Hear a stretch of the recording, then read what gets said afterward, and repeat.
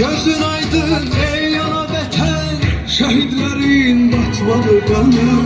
Sefer çaldın bu savaşta sen, galip adın gezdi cahanı.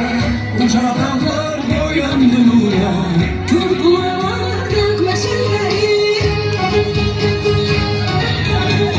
yollar boyu açıldı günler, ay yıldızlı bayramlar koşa. Har bülbül kalkıptı gazeter. Bayram edir cenk ile şuşa, gidip asker al olsun özün. Sen olduysan manzara üzerine. Azad edip torpaqlarını, Ferah verdin milletine.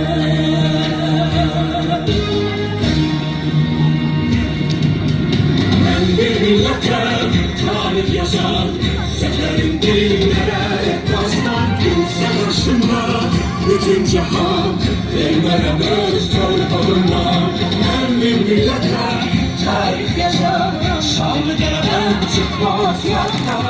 İnanırsa, değer kadar, yaşasın Azerbaycan.